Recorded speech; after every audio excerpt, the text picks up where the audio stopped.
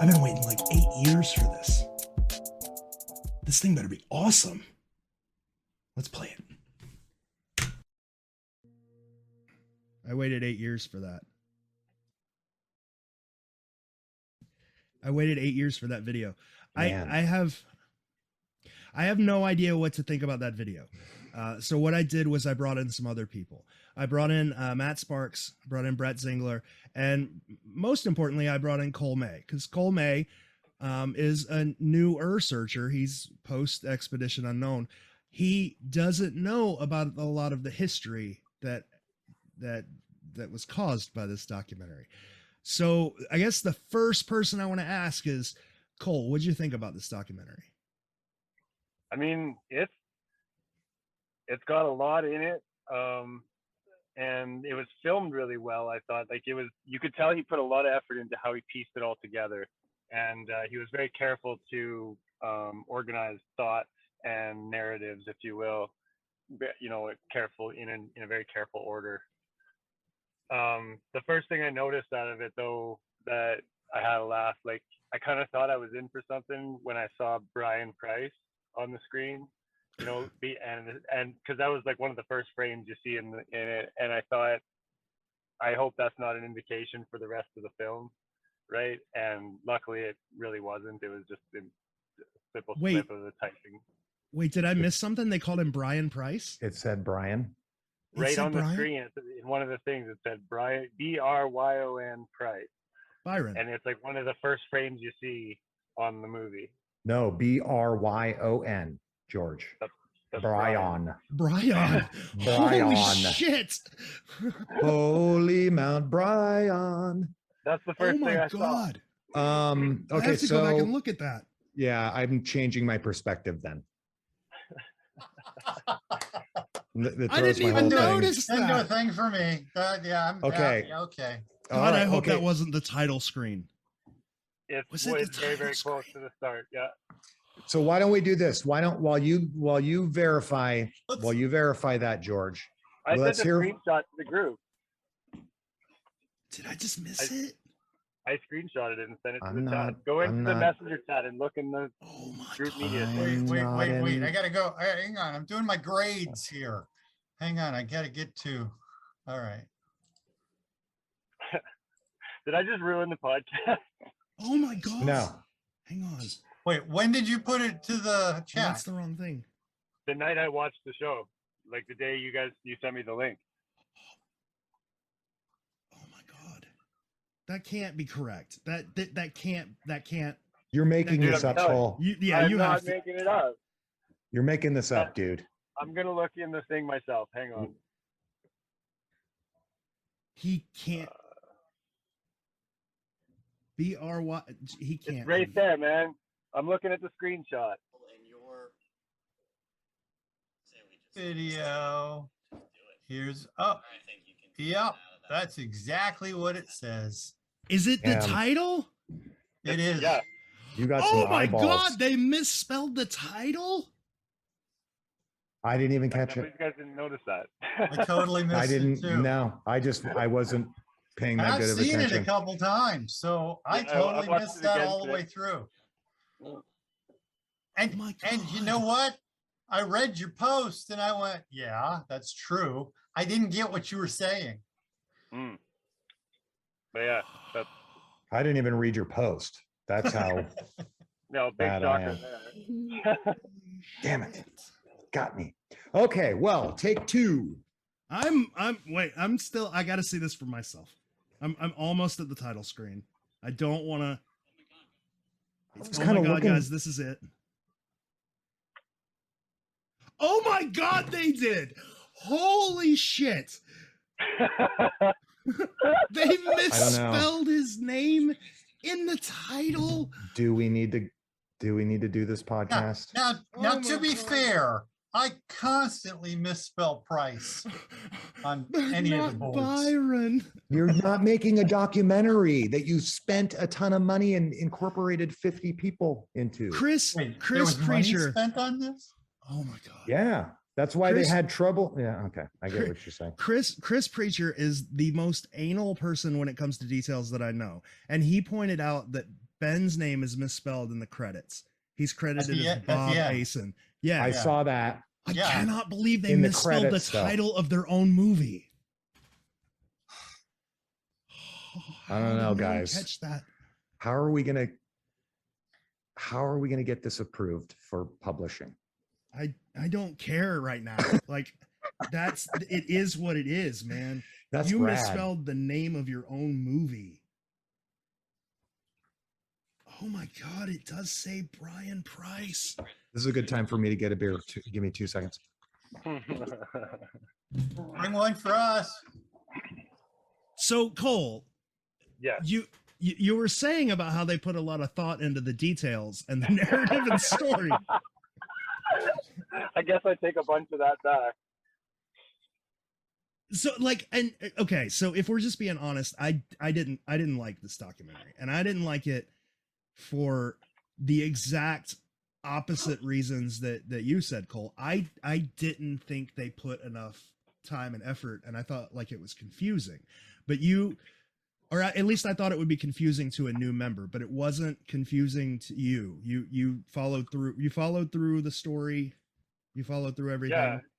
I mean, I actually so I watched it, and then I went through and like kind of wrote down like a timeline or a chronology of the events that happened, because there's like when you really step back and kind of look at the whole thing, there's like 4 or 5 main events that take place throughout the entire show. I don't know how into detail I'm allowed to get with some of these. You're allowed to go wherever you want. Okay. It's a review. We're allowed to review the movie. So the way it started, like, you know, he kind of tells the story, a bit of Cleveland intertwined with the story of Chicago. So it makes sense. The beginning of the show is A, how he got into the secret, and B, the secret, right? Like it's the overall kind of, this is the directions, if you will, of the secret. And then, you know, it went to, let's make this movie. So he's in the boardroom with the Corey Donner and Tyler Davidson and Jeff Edders, I think was his name, and Charles Moore, who are like, you know, respectively the executive assistant, the producer, the director of photography, and so on. Charles Moore was a producer. And he's explaining the book to them. And so that's another event where it's, let's kick this off and make like, this is the reason we made the movie, right? Right. So that's event number 2. And that one actually gets kind of split up in the movie, because near the end, when he wants to go dig, what is it, Boston and Milwaukee? No, Boston and New York, I think it was. Albany.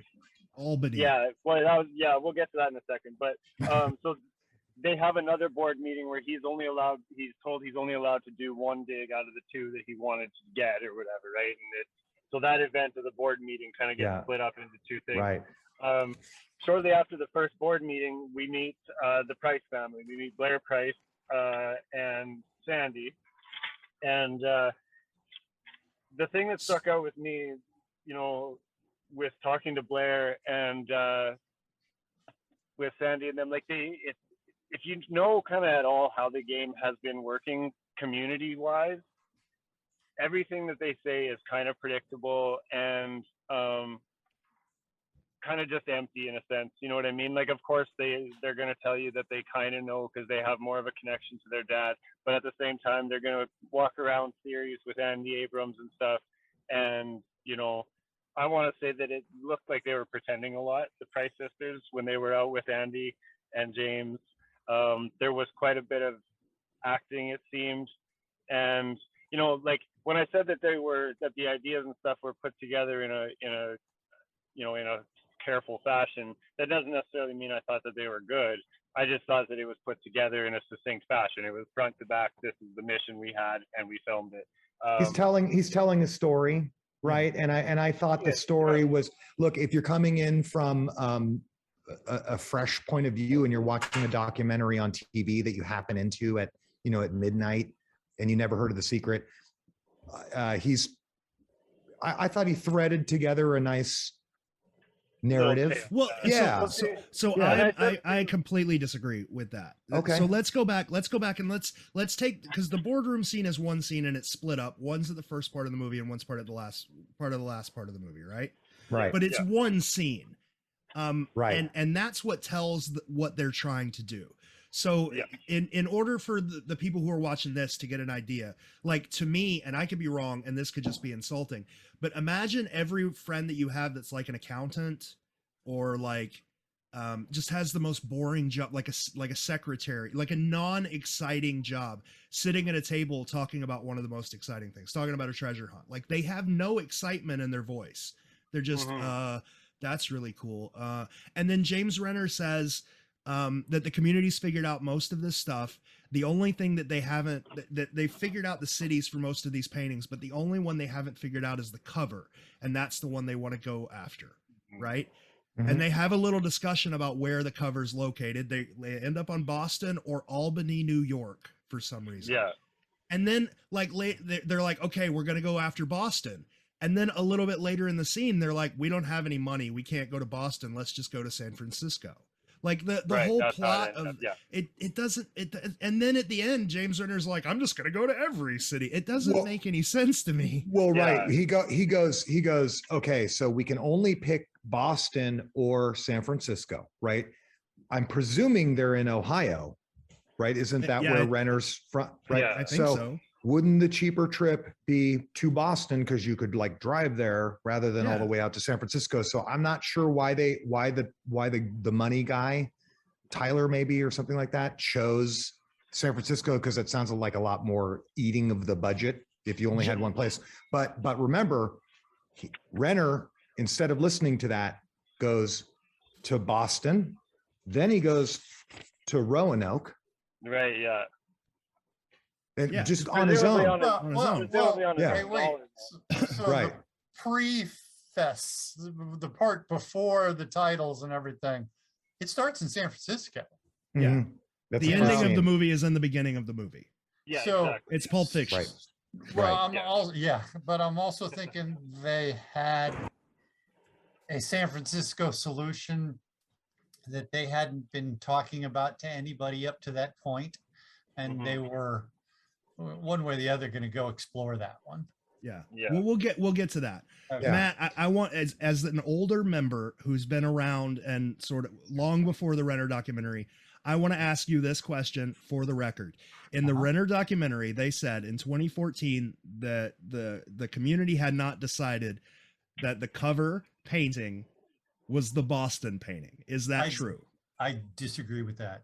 I would also disagree with that. Boston was quite obviously Boston. Okay. Just so we get that out of the way. Even in 2014, I was going, it's the globe. Yeah. It's got to be the globe. It's a globe, but nobody's listening to me. That's true. Yeah. Okay. By the way, have we all? Okay. So Cole has given his opinion. We started getting into the story a little bit. Let's backtrack a little bit. Okay. George, you've given your I want to know, like, what are our first impressions out of the shoot based upon your prior knowledge of this or lack thereof. So like Matt, what did you think? And you were in this, right? You're in there. We're going there. Okay. We're not supposed to say that? No, it's fine. I just thought we were gonna wait. I was in it. I was okay. Recorded. To the best of my ability, I don't remember giving permission. I never signed a release or anything. Okay. To put me in the film. As I understood it, I was given background, explaining how the this was, however many years ago. So like I'm remembering this, I'm not checking notes and I'm not looking at old emails because I don't have any of those. Well, let me give you a little bit of a backup here. In the beginning of the documentary, they show about, I don't know, 7 or 8 hunters, right? Yeah. They show it's like a Zoom, like a Skype call with 7 or 8 hunters individually. Right. And I went out looking for them, and I found 5 of them. One of them was Matt. One of them was Willhouse. Willhouse absolutely has been steadfast about the fact that he never gave permission to be in this documentary, and he is angry about it. He is angry about being included. James Renner released a trailer that had Willhouse in it, and Willhouse like reached out to James Renner and was, please take me out of your documentary. I was only supposed to be giving you background information. You weren't supposed to use me. And he still kept him in it. So we found 5. There's Willhouse, there's Matt. One hunter said that he thought he was being interviewed for a podcast. One hunter was like, yeah, I knew it was a documentary and I gave permission for it. And then one hunter was Kit Palancar, for God's sakes. Yeah. Who said, I was, I'm not a hunter. I wasn't a hunter then. I wasn't, Thought I recognized that guy. And so just, if I can interject, yeah, go ahead, George. Sorry. Interject. Well, the thing, like, so in Matt's defense too, the way he framed the people working this treasure hunt was kind of fucking rude. Like, it was kind of rude. You know what I mean? Like, I noticed one thing. So at the end, when he's doing the hunt where he's using the Charleston verse in San Francisco, I think it was, he said the guy that told him about this idea was a guy named Brent. He didn't give a last name or anything like that. He just said his name was Brent. And then he goes, and he's like, I'm going to use the other verse that Matt Sparks gave me. And he literally says his full name, Matthew Sparks. And then he goes and digs it, and he ends up at that big red monument thingy, and it turns out that thing was built in '99 or whatever. And it's like, first of all, you're not doing research between whose name you're getting and the information you're using. Like, in the time it takes you to meet that person and then go and do that dig, you did no research at all, because had you would have known that was there. The San Francisco dig that he botched in front of the little statue thing using the Charleston verse, like, that guy come up and was like, no, dog, that was put there in 2005. Like, yeah, there was no research done. All right. And specifically, I know, well, I'm pretty sure I didn't say, you can put me in your video, but it was for background.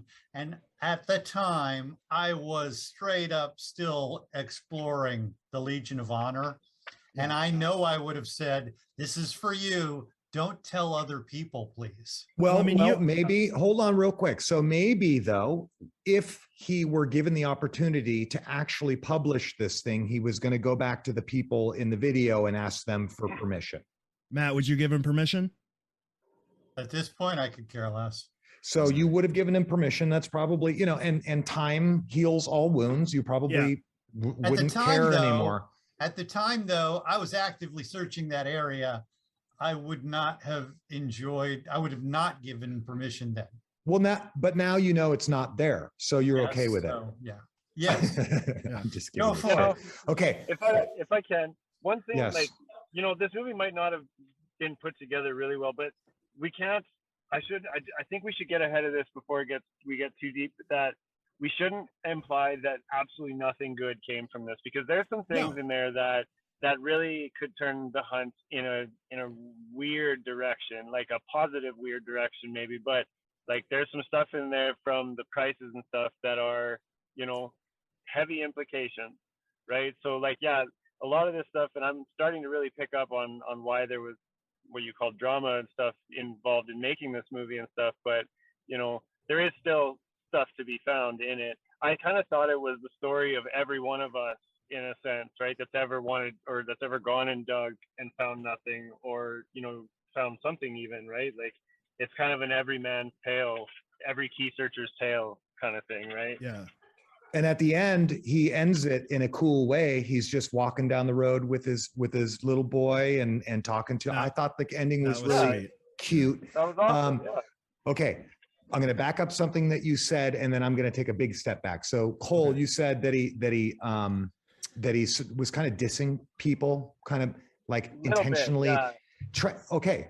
I took that very note. What he specifically said was that some of these people sound crazy, like, he basically was saying, like, if you're just a layman, and you're listening to these people talk, part of me was like, I've had that try to explain to people where and what. And I looked, so no, they don't sound crazy to me at all. But anyway, if you take a big step back out of that though, and think of it, if you're watching a documentary about this and you don't know anything about Secret, they didn't really even sound that crazy. They just sounded like they were trying to tell why they think X matches Y, right? Yeah. But okay.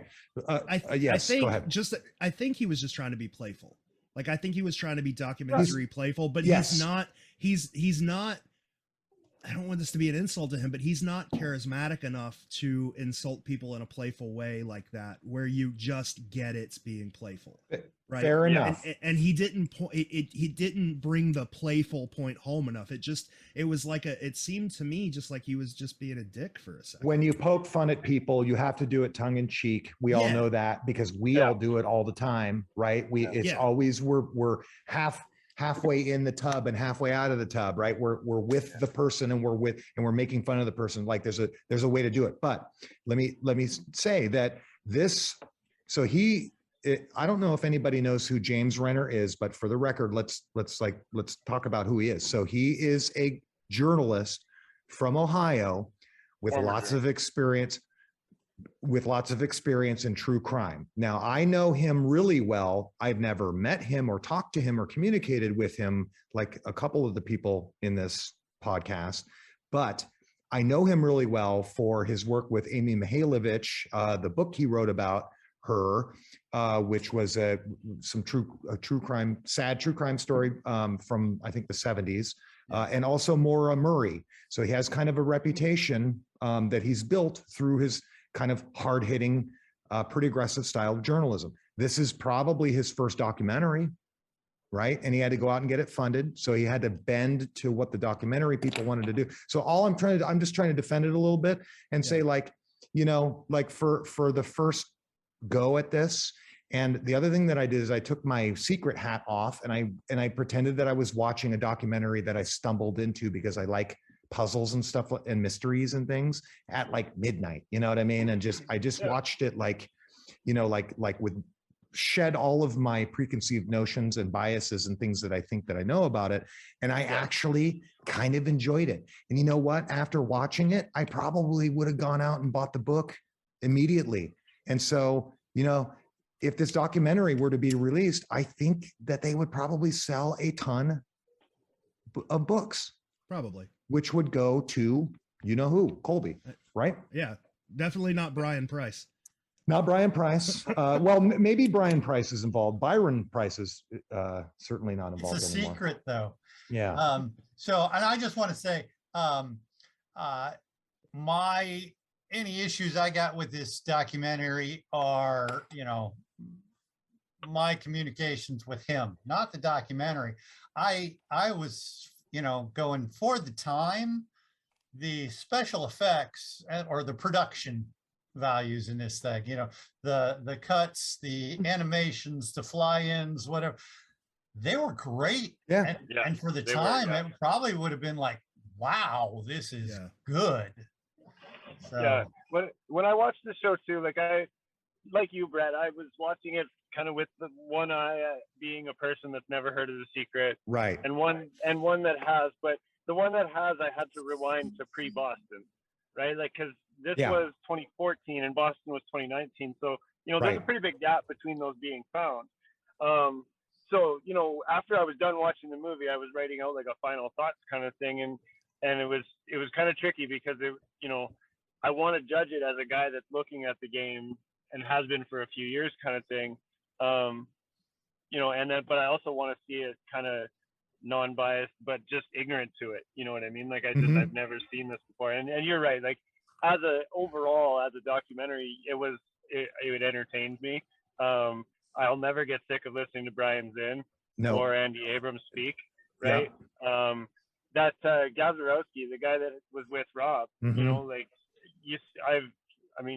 you never see or hear anything of that guy. Nope. If anyone talks about Chicago, it's with Rob Robel, right? Yeah. Or Robel, sorry. And and it was cool to see like Andy go and do things in New York and stuff. And it made me wonder because at the New York meetup, I think he was really starstruck by meeting Ben Asen, and so they were just talking kind of like history, if you will. But at the meetup, he never Like not once did he talk about theory or anything like that. And I wondered if it's because he went and did all this stuff for the documentary, and that was his doing New York kind of thing, right? Because that's where him and the Preiss sisters went and did their adventure, right? And like, so that was really cool to watch.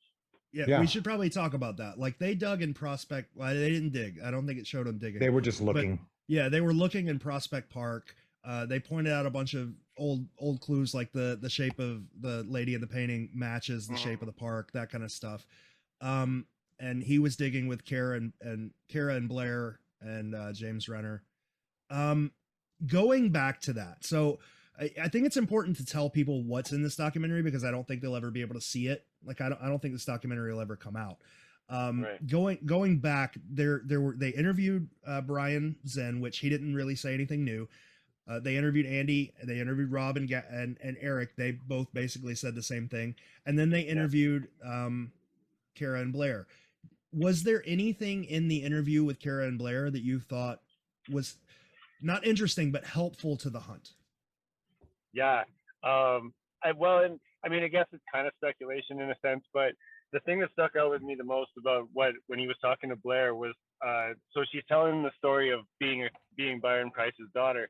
And so for one, and it's kind of a minor thing, but Ben Asen sort of expands on it too, but he would build them little treasure hunts around their domicile. I don't know where exactly they live, but he would do these treasure hunts where he would hide stuffed animals, and they would each have a note attached to them that would give you a clue about where to go to find the next one. And I thought that was huge, because the idea that one of these puzzles can help you find the next would blow open a lot of things, so I mean, and that's just like her telling a story, and she very cutely says, "Oh, I can't believe I forgot that." Like 9/8 through the story, she's like, "I can't believe I forgot about that," and then she kind of continues, and then Ben Asen picks up with I think he calls it Antikomen, which is that Jewish. I don't want to use the word ritual. It's like a game or something like that, but they hide something, and everybody else has to try to find it. Or matzo ball. That's right. And so they were talking about that sort of thing, and like Sandy didn't say anything that we don't already know. I don't think she didn't say anything that I didn't already know, I guess I should say. She reinforced this playful, whimsical nature of Byron. Talked a lot about him being very into like entertaining kids with games, and so just and she talked about the date that she went on with him where he had to bail and go bury a cask, I think. Right. She also confirmed at that time, like in 2014 or whenever the documentary was being made, she confirmed at that time that she had the jewels, because she says that in the documentary. She confirmed she has the gems. Yes. But we have to remind everyone that was in 2014, and so that could have changed by now. But she did say that. Now, so I guess that was something that I didn't know. Back to something George said. You were talking about furthering the hunt. Yeah. Not the intent of this documentary. You have to remember that. You're coming in with this expectation that you're going to get something that it's not made for you. It's not made for somebody who already is totally into this, right? It was made to tell a story of a book from his childhood too. Right. So Renner found this book when he was 8. Did he say? He was just a young, I can't remember, but he was a young kid when it came out, and remembered it recently when he retired from true crime or retired from journalism or something like that. And got back into it and decided to put this documentary together. But it's not for George to get super kick-ass clues from. It's to get people excited about this kind of magical hunt that's going on. But it does. I think it does. This was mine. Okay. Regardless of what it's about, regardless of why James Renner wanted to make this documentary, no one's ever going to see it. It's not going to pop up on Netflix for random people. This documentary has a sort of legendary status assigned to it because people can't see it. The only people who care are hunters. And it's been sort of teased, like when that Interview with Sandy was released. It's been teased that there are hints in this that it will help you further your hunt. And I want to make, I want everybody to make it clear, there's nothing in it that will help you. No, there is nothing in it that will help you. It might even make it harder for you. Yeah, it would make it more confusing and like worse. But that But doesn't negate. There are some cool, right. And you know what, maybe we can, at some point, maybe we can share some of the, like, you know, maybe we each create our like top 3 list of things that might help people. Maybe, but the point is that, but George, that still doesn't negate what I said. No, that what it you said wasn't is true. made. Yeah. Okay. but nobody, like I said, like the only people that care about this documentary right now are hardcore hunters that know this documentary exists. Yeah, and that's why they care. At some point, you know, the publishing company could, you know, fold, go bankrupt, be bought by somebody else, and the next company that buys it, you know, I mean, that happens to publishing companies. That sounds familiar. That scenario. Yeah, exactly. And the next person doesn't care at all, and this thing could be released. Colby would have, you're saying, well, if it's by a car on Long Island or something, you know, and that's happened too. It has. It's happened before. But you know, in this scenario, it would need to be Colby and the publishing company. Colby is the publishing company. Colby is. No, I'm sorry. I mean the production, the production company, the company that made the documentary. Oh no! If Colby wasn't in the way, the production company would release it in a heartbeat. Okay. The whole reason this isn't getting released, as far as I know, is Colby. Okay, that's something new to me. I thought it was maybe the two of them. No, were not willing to do it for legal reasons or something. No, Okay. Anyway, it's 100%. I have an email that James Renner wrote the production company. If you want me to read it, I will. No, not particularly. No, don't read that. All right. Yeah. Okay. This will also never see the light of day if you read that. As far as I know, and I haven't talked to Colby, as far as I know, there's a licensing problem with this film, and they cannot come to an agreement on licensing, and that's why it will never see the light of day. That sucks. It sucks it doesn't suck for us, the people who are already into this. It sucks for people who would otherwise be exposed to this amazing thing. Yeah. That, like, imagine this running on Netflix. It would be, I mean, we'd have so much trouble would it moderating the groups. But be any different than the EU programming that's been out already? I think if it ran on Netflix as like featured in their documentary section, as opposed to EU, which is an audience that's already kind of, you know what I mean? Like they're already into this type of stuff. They probably maybe already heard about it. I mean, actually, I haven't done this. If you go to YouTube and you type in, you know, The Secret of Treasure Hunt, this documentary is there. A whole bunch of videos by people. There's a lot of, I mean, so this would just, oh my God, this would just be a drop in that bucket. Yeah. You know, totally. So totally. And it's not, I'm sorry, it's not got any, in the couple insightful things have already been cut out and put on. They're here on YouTube. You know, you can find them, those pieces. And you know where people would go, Matt, if they watch this documentary, is at the time he was promoting Q4T, he was promoting the wiki, and he used a ton of the wiki. I know you guys noticed that, to inform his narrative and his opinions on things, right? Although I don't know where he came up with Albany. No, I forget when the wiki went single point of view. I don't know what year that was. Yeah, I don't know either. 13, wasn't it? But well, I think it's important to tell, like, maybe we can go into how Renner got a lot of the information without it causing trouble. Mm-hmm. Back before the podcast team came about, John Michaels had another group of hunters, and it was the people he thought were like the cream of the crop out of Q for T. They all had a Facebook group, and they all worked together, and the whole group couldn't get along. There were a few people in the group who were just causing a lot of trouble, and it eventually disbanded. Was painful. Yeah. So. But before that happened, they brought James Renner into the group, and James Renner just sat back and watched, and he didn't really contribute anything. He was a filmmaker getting ideas for his film, and a whole lot of that documentary came directly from that group. The Milwaukee solution that he was using was John Michael's solution. All of the stuff that they used in EU, that was all John Michael's stuff. The San Francisco stuff that was using the correct verse was Matt's stuff. The Boston stuff was practically everybody's stuff. But I want to say that they were, I mean, I'll name drop, and I might have to bleep it out if this is wrong, but I want to say the Boston thing was Renovator and 421 stuff, right?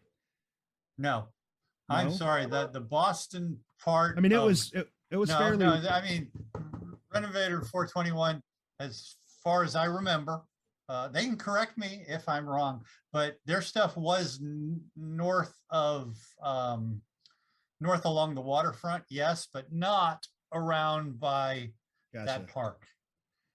When they went to Roanoke, they used Bryon's stuff in the documentary. Like, the vast majority of the stuff from that documentary came out of that Facebook group. Yeah. No, So except the part about San Francisco, which I do not remember hearing that theory before. I mean, it became obviously patently wrong, but I don't remember hearing it before I saw it. The one where they used the wrong verse, or wrong verse on a statue that wasn't there. They were using verse 6. Right. They were using the Charles. Which is okay, because verse 6 in the past has been associated with San Francisco. There's total possibilities. There were total possibilities for that. I'm not ruling it out, but if you do that, one of the mistakes one of the ways I believe that he kind of misspoke about stuff is he said, as I've looked at, all of these places and all of the pairings that are popularly known, he said, I believe that they've all been popularly paired, or they've been correctly paired except for one, Boston. And I'm like, how would you only popular? Doesn't that make two? Yes, incorrect? It would. So that's fine. Okay. So what logically I kind of got past that, but then he brought up Albany, and I was like, okay, by the way, maybe it is Albany. I know, but you know why he said Albany? Do you know why he said Albany? Because of that comet or something. It was weird. Yeah, it was Pandora 55. It was discovered in Albany, New York City, and the guy, that Charles guy, thought that the Pandora's box that she was opening was that, and then they had the observatory planetarium for the things up here. I try not to,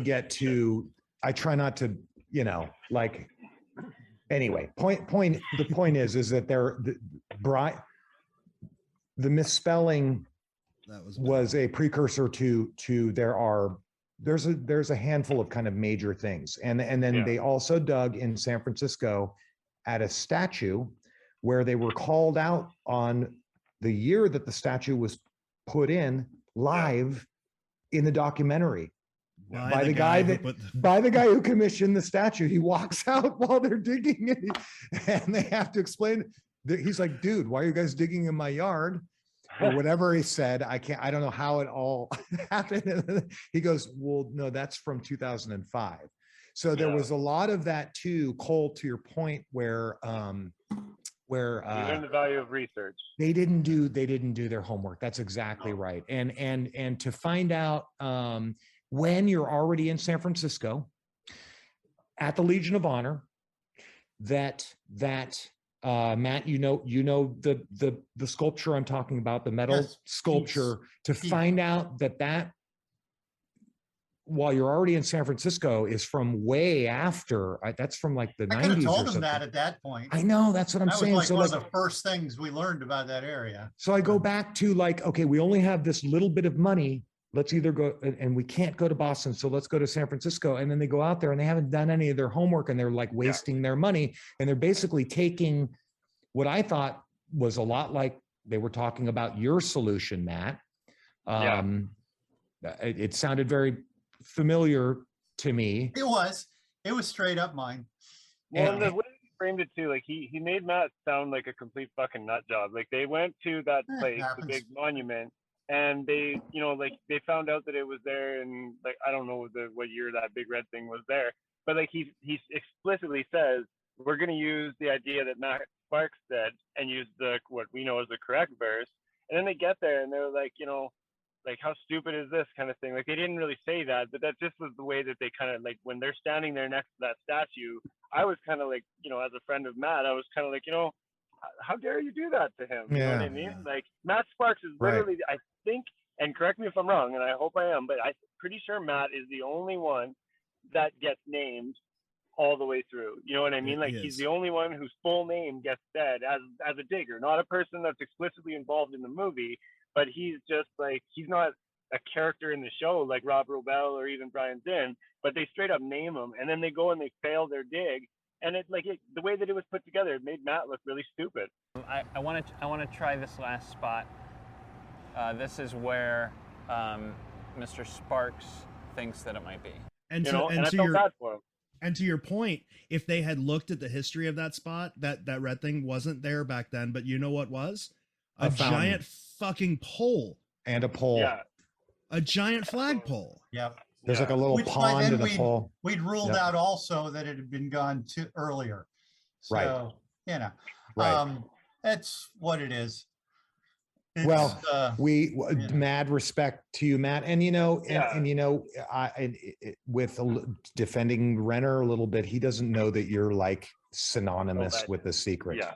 You know, he's just trying to. Well, all right, I'm not synonymous with The Secret. That's you are. Stupid. No, I'm not. Oh, no, yes. I'm not. But I was in that Facebook group. You might as well have written The Secret. And he knew me well, and he knew what my, you know. Well, also defending Renner, and back to your point before, like he number one, he doesn't know how to make films. He's not a treasure hunter, so he doesn't necessarily know that secrecy is that important. He doesn't necessarily know that the details are that important. And The Secret is tiny back then. Mm-hmm. So what does he care? There's not a huge community, you know? That's a great point. At that point, if he's making a documentary, he's setting the tone for the entirety of the hunt. So what does he care? What he says is gold. Yeah, that's true. Good point. Hey, can we take a right turn right now and talk about Bryan Zinn's incredible teeth? Did you guys see Bryan's teeth?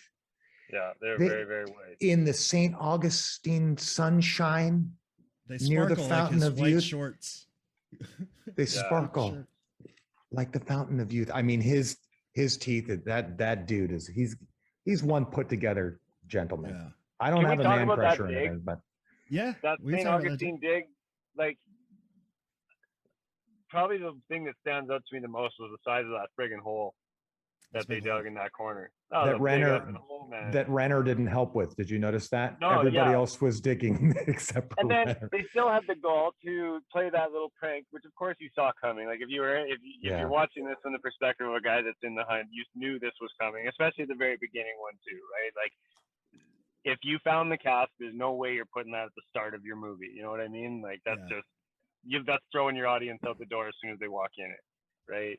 But then they go ahead and they do the whole, we might have found something. And then the dig in San Francisco, I was laughing because like that one they show you right at the beginning, they pull up that kind of glue or whatever, and he says, "This is it. Like I know this is the glue that was it." Like really, dude? Like you didn't know that statue was built in 2005, but you know that this glue that you're holding in your hand, this is the glue that holds the plexiglass together. It has to be. When Rachel was watching that, even she knew it was a giant glob of spray foam. Yeah. Like even her, no construction experience, no nothing. Even she knew it was a giant glob of spray foam. I don't know about spray foam. It was a giant glob of spray foam. I could tell that he pulled that thing out of there in San Francisco, and I was like, that's not associated with any cask. And by the way, that hole's not big enough to fit a cask like the distance between. Yeah. I'm like, dude, the box is like this big, you know what I mean? Like he was digging in a space that was tiny. But for context, Cole, Renner met Bryon Zinn at the Fountain of Youth and walked him through, by the way, an extremely convincing. I did not know all the details of that solve. Yeah. Like I know I've heard bits and pieces. And is that Renner's solve though, or is that Bryon Zinn? Bryon Zinn's. Bryon Zinn walked him through the water and the rows, the wind rows, and the things being right together, and he said this tree's over here. So he's got a box full of papers that thick, just detail after detail after detail. Yeah, and he's actually like got the box with him, and he's like awkwardly trying to show the camera, but so that was part of the documentary, and I thought it was like that of any of the ideas that were shared, I thought was super good, and I can see now especially why the Fountain of Youth, like it's there. It's either not there anymore or it's still there. But so I thought that was pretty good. But the prank that Cole's talking about, maybe in your spot, the prank that Cole's talking about is that Bryon walked away to go make a phone call or something like that, and they concocted a plan to say that they had found it while they were digging while he walked away. Some guys disagreed, and it was kind of a cruel joke. You could tell that he was kind of like, no way, but anyway. So two things about that, just for people who haven't seen the documentary. Number one, the solution that we're talking about was the solution that they used in Expedition Unknown. The place where they dug the hole was essentially the exact same place they dug in Expedition Unknown. This was like a reenactment, except it happened before Expedition Unknown. So if you watch the Expedition Unknown with St. Augustine, it's the exact same thing. But there's more there's more detail. Yeah, there's a little more detail, but there's nothing that anybody wouldn't already know if they've looked at St. Augustine. I don't want anybody to think that you're missing out on something. And I'm sure Brian's happy to like retell all of us anyway. Like it's nothing that hasn't been made public. Do you want to know you want to know a fun story? There's a guy, is one of Brian's friends, and his name's Al, and he is the person that hooked up the film crew with the Fountain of Youth. And he was supposed to be in the documentary, and they didn't use him. They didn't show him in the documentary. And he is the one that contacted EU and got them set up with the treasure hunt and got them filming in the Fountain of Youth. So without this guy named Al, there would be no filming for the documentary at the Fountain of Youth. There would be no Expedition Unknown at all. And in both times, he was there for the digs, for EU and for the documentary, and both of them cut him out. Ouch. Yeah, I kept looking for my name in the credits at the end. You're not there. We're not there. Bob Ason's there, though. Jim Ason. A couple of just neat things. Was I the only one that thought it was weird that Renner interviewed the reporter that was there when Bryon and Andy dug up the cast? No, he's got more experience finding casts than we do. That's a great point. That's a good point. That is a good point. That was definitely for drama effect. That guy, like, he played that story. I'm sure they took a few takes of each time you saw that guy on screen, because like when they're in front of the wall, right, and he's explaining how they found the lion and stuff, and then he's like, okay, Magellan, where do we go from here? And Totally. they go to the wall, and it just cuts to the wall. Like, I wish they would have shown them walking to the wall, because you lose sense of the distance that they actually had to go in this thing. But it was, again, for kind of dramatic effect. So quickly cut to the wall, and they're standing there, and he's like, yeah, he's standing there, and his hands are all shaking, and they're up there touching the wall, and he walks up and he's like stroking the furry wall, right, like the concrete wall, and he's just like playing it up, right? Chris Evans is his name, and that's the same name as, isn't that Captain America, Chris Evans? Yes, not related. And was also Mr. Fantastic. So, but yeah, no, that guy was entertaining, that guy.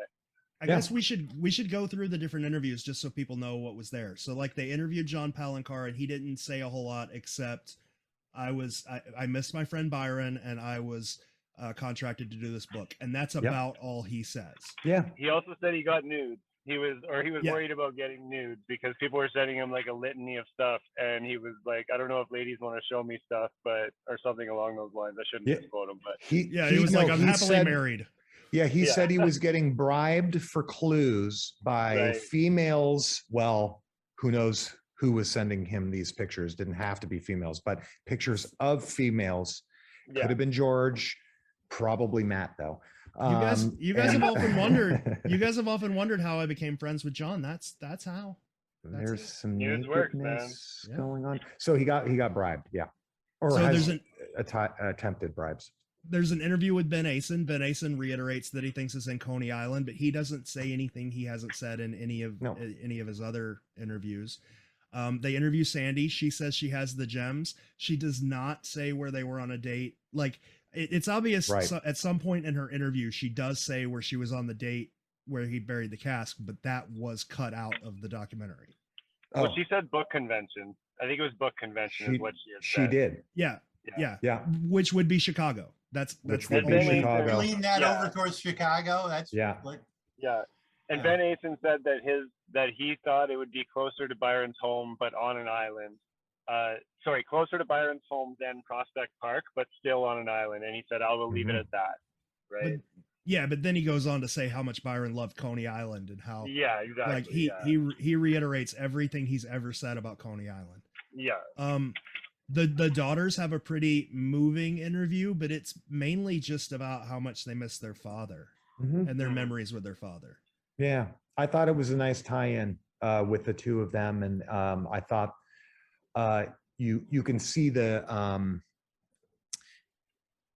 dichotomy that they're going through.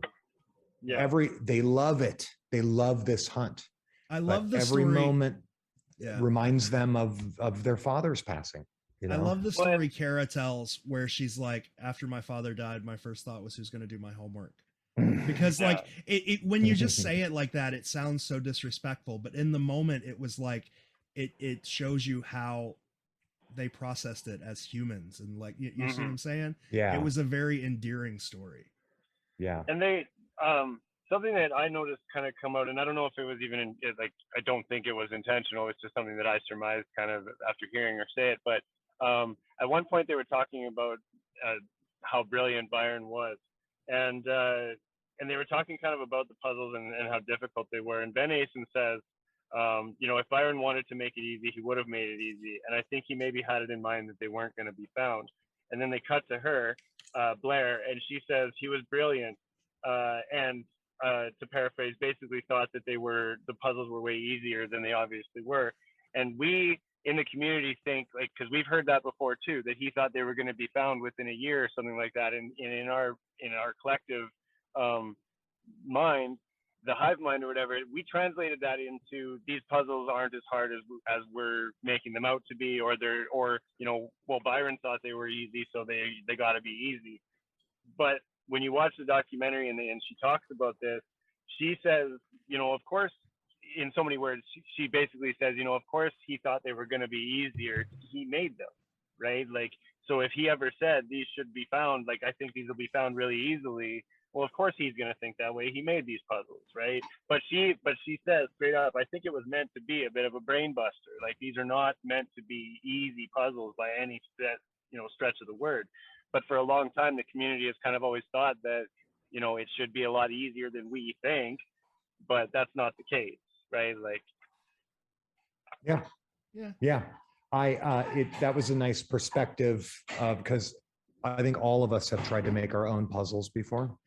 And I'm also shitty at it because I think that I either make it like super way too easy, or, you know what I mean? Like trying to hyper convoluted. Yeah, right. Or I make it and then I'm like, oh, this should be no big deal. You know what I mean? And that's, I think, what Byron did. And I think Bryon did that too. Just kidding. Yeah. Oh my God, that's so hard. You misspelled the title screen. I'm going to get sued, aren't I? Yes. Like, you ruined my movie. Dude, we're gonna delete all of the three of us out of this podcast and just have it be you and watch the lawsuits coming in, baby. We're gonna overdub. We're gonna overdub shit. It'll just be a loop. It'll just be a loop of me saying Bryon. Renner sucks. Renner sucks. Right now Fuck in the you, video. Colby. Right now in the video, I'm just gonna have Cole's face and me making a Canadian accent, like. Yeah. Go ahead, what's your Canadian accent sound like? Hey, James Renner defrauded people, eh? Just do. Wow, that was actually pretty good. Do his face, but superimpose your mouth. Yeah. So he's just sitting there and like his mouth is. Remember those upside down videos where they would have? Yeah, do it upside down. Yes. Or like a Terrence and Phillip, where just your head yes. Yeah, that'd be fucking sweet. Make me a Terrence and Phillip, George. Okay. Can I just say one more if you need to opinion? Go. Yes. Yeah. So send it home. Send it home, Cole. I think in a lot of ways, James Renner was doing his best, and I think we're all sort of guilty of this in a sense, but he was doing his best to convince himself of these solutions he had in the movie as much as he was trying to convince us.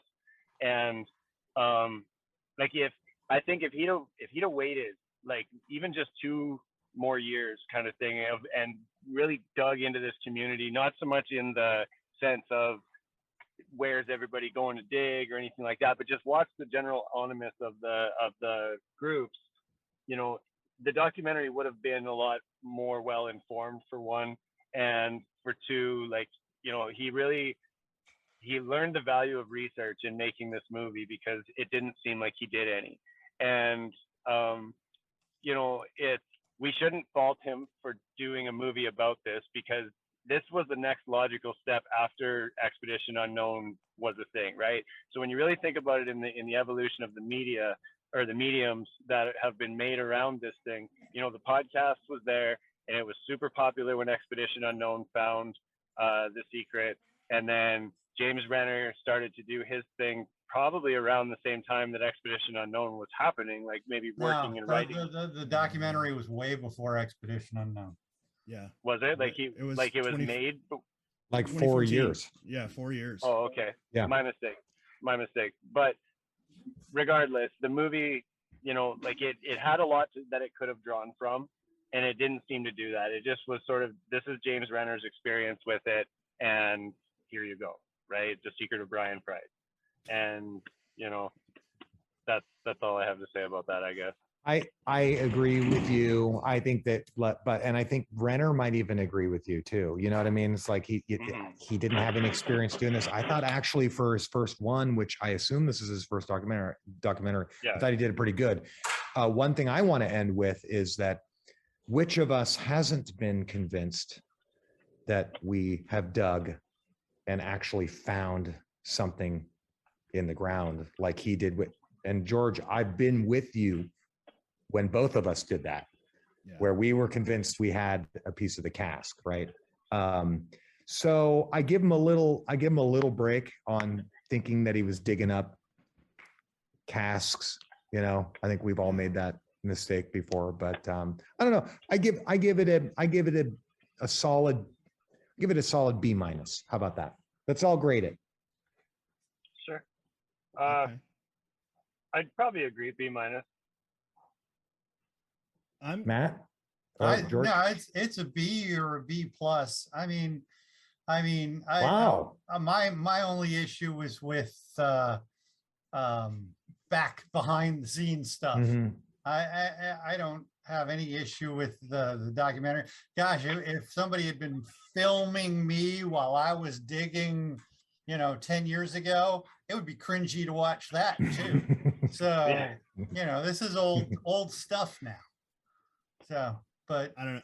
I have to go lower. I have to go C, just because he didn't do any research. And if you're making a documentary, you at least got to do basic amounts of research. It was entertaining, but it misinformed people. That's Yeah. why I gave it a B minus. Dude, it's so hard to do research on something like this when I first started it, and you're the one that introduced me to it. I went right to the wiki because that's the first thing that came up, and I kind of started going, oh, they've basically got this whole thing figured out. It wasn't until a while later that I, it's a hard thing to research and know who's full of it and who's actually like a good resource for you. And I don't know why JM wasn't in it. Is there a reason? He had no desire to be in it, and he was quite bummed. No, he was quite. I don't want to be in it. I don't want anything to do with it. James, like purist. Something happened between them. John didn't. He wasn't a fan of James. Okay. All right. Well, sorry to bring that up. Did he ever express an opinion about it? Like privately? Because him and Kit went to the screening. I remember when that happened. Yeah, I'm not going to say what I'm not going to. Yeah, he's not here to talk. He's not here to talk about it. That's fair. It's I wasn't asking you to misrepresent him or anything. I didn't know if he'd ever really spoken outside of because he does talk about it a bit on the one episode after him and Kit went to that. They did a podcast and talked about the show, but he talked mostly about like his interaction with James Renner at the show and talking to the crowd. Right? He didn't really talk about the movie itself, but I guess maybe at that time he wasn't really at liberty to do so yet. Okay. And fair enough. You guys don't have to tell us what James' opinion of it was. What would he have graded it though? Low. Lower than you? Way lower than us. All right. Yeah. Okay. So my high school grades is basically what we're talking about. My high school grades. Oh. Ooh. But you can get lower than an F? In Florida, to put that in context, John's grade would have been dependent on the backstory. Yeah. So I don't know how he felt about that documentary apart from the backstory. Okay. That's cool. That's true. I mean, I've heard a lot of his opinion on the backstory, not a lot of his opinion on the documentary. Yeah. Well, gentlemen, this has been fun. Yeah. It has been. Siskel, Ebert.